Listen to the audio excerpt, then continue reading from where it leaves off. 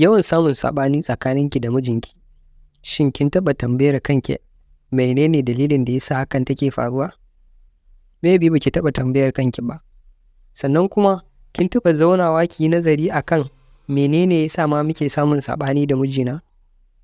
To da yawa waɗannan abubuwa mata ba sa tsayawa su lura da su, kuma hakan kullum ƙara ruruwa yake yi ta hanyar rashin kulawa da yin abin da ya dace akan wannan matsala.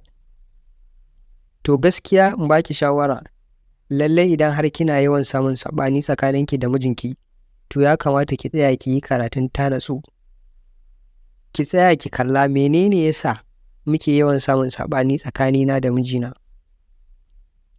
Na san duk namiji in dai har kina yawan ɓata masa rai, to in dai har yana son ki, tabbas zai zaunar da ke ya gaya miki cewar wance ya kamata ki daina yin kaza da kaza da kaza. Abu da kaza da kike yi ba na jin daɗi, ba na so, ya kamata ki gyara. To kin ga, na san maybe ƙila ya taɓa gaya miki makamantan irin wannan, ko ki yi abu ya nuna ɓacin ransa. Sannan ga wasu matan suna da masifar girman kan da ba za su iya ba wa miji ma haƙuri ba. To wannan ba ƙaramin babban kuskure ba ne. Za ki ruguza rayuwarki in dai har kina da wannan ɗabi'ar. Abin da ya kamata shi ne ki zauna da mijinki, ki ba shi haƙuri. Wane dan Allah ka yi haƙuri, ya kamata a zo ƙarshe wannan yawan samun saɓanin da muke yi da kai. Duk abin da ka san baka so ka gaya min, zan gyara insha Allah. Sannan ni ma abu da kaza ya kamata dan Allah ka daina. Ku zauna ku yi sulhu tsakaninku in dai har da gaske kike yi, domin namiji yana da wani abu, yawanci bai fiye faɗar laifi ba idan aka yi mai sau ɗaya, sai abu ya taru yawanci namiji yake ɓata ransa duk zafin zuciyarsa kuwa.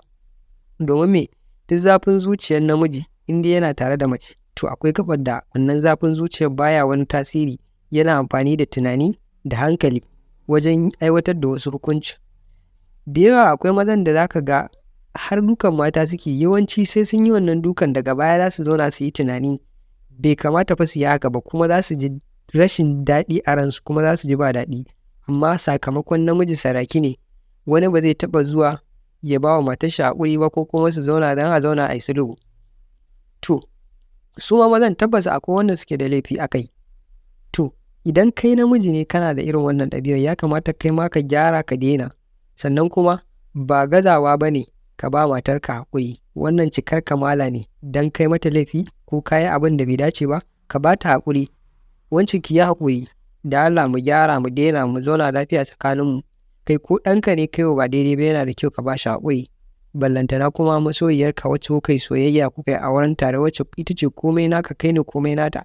To kaga wannan abin kunya ne, ko kuma abu ne mara daɗi a ce kuna yawan samun saɓani, kuna yawan samun saɓani da rashin jituwa a tsakaninku. Ya kamata duk abin da ya taso ku zauna ku yi sulhu a tsakaninku, ku gyara. Saboda ba abin da ya kai zaman soyayya da zaman jin daɗi, sai wanda ya rasa hakan shi ne zai gaya maka gaskiya akan haka. Na gode, sunana Aminu Zakariya. Idan kun ji daɗin wannan bidiyon, ku danna mana alamun subscribe, ku mana liking a wannan bidiyon. Na gode, sai mun haɗa bidiyo na gaba.